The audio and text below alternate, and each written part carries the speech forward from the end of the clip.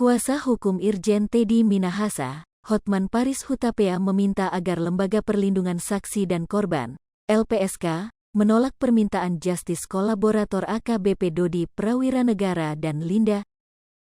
Hal itu diungkap Hotman Paris karena menurutnya AKBP Dodi Prawiranegara dan Linda alias Anita justru sebagai aktor utama dari kasus penyalahgunaan narkoba yang juga membelit kliennya itu.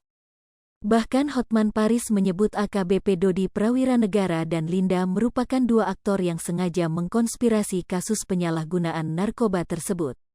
Sebab menurut Hotman Paris, AKBP Dodi Prawiranegara dan Linda dalam berita acara pemeriksaan, BAP, kliennya sebagai pihak yang memegang barang bukti narkoba yang hendak diedarkan. Sebelumnya diberitakan, ex-Kapolres Bukit Tinggi AKBP Dodi Prawiranegara bakal mengajukan Justice Kolaborator ke Lembaga Perlindungan Saksi dan Korban, LPSK, dalam statusnya sebagai tersangka kasus peredaran narkoba. Tak hanya AKBP Dodi Prawiranegara, kata Adril, pihaknya juga bakal mengajukan perlindungan terhadap dua kliennya yang lain yang juga menjadi tersangka. Keduanya adalah Linda Pujiastuti dan Samsul Marif. Menurutnya, ketiga orang tersebut merupakan saksi kunci yang bisa mengungkap peran Irjen Teddy Minahasa di kasus peredaran narkoba. Diberitakan sebelumnya, ex-Kapolda Sumatera Barat Irjen Teddy Minahasa buka suara soal tuduhan dirinya sebagai pengedar narkoba.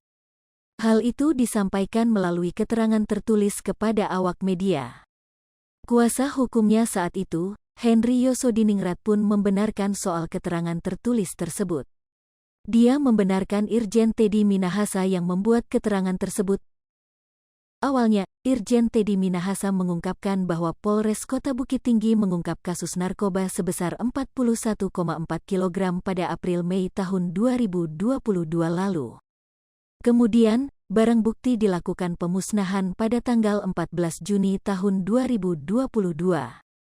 Selanjutnya, ex-Kapolres Kota Bukit Tinggi itu pun terkena mutasi menjadi Biro Logistik Polda Sumatera Barat pada tanggal 20 Oktober tahun 2022. Hal ini pun membuat kekecewaan karena seharusnya ex-Kapolres itu bakal naik pangkat. Di sisi lain, Irjen Teddy Y. Ang saat itu menjabat Kapolda Sumatera Barat dianggap memberikan perintah kepada Kapolres untuk menyisihkan barang bukti. Berikutnya, Irjen Teddy Minahasa pun kembali ke belakang saat dirinya mengenal salah satu wanita yang kini juga ditetapkan tersangka yaitu Anita alias Linda pada tanggal 23 Juni tahun 2022 lalu. Linda, kata Teddy, pernah menipu dirinya soal informasi penyeludupan narkoba sebesar 2 ton melalui jalur laut. Saat itu, dia mengaku telah rugi 20 miliar rupiah akibat biaya operasi ke Laut China Selatan dari kantong pribadi. Teddy kemudian kembali dihubungi Anita soal kerjasama terkait penjualan pusaka kepada Sultan di Brunei Darussalam. Anita meminta biaya kepada dirinya sebagai operasional berangkat ke Brunei Darussalam. Teddy menuturkan bahwa maksud tujuannya mengenalkan dengan Kapolres Kota Bukit Tinggi untuk menangkap Anita, sebab Irjen Teddy berniat membalas dendam karena pernah ditipu Anita soal operasi di Laut China Selatan.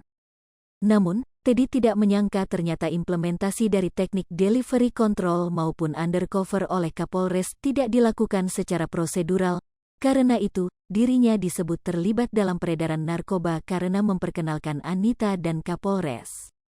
Hai pemirsa Sri Popo TV, jangan lupa komen, like, dan subscribe, serta tonton terus berita-berita terupdate lainnya ya.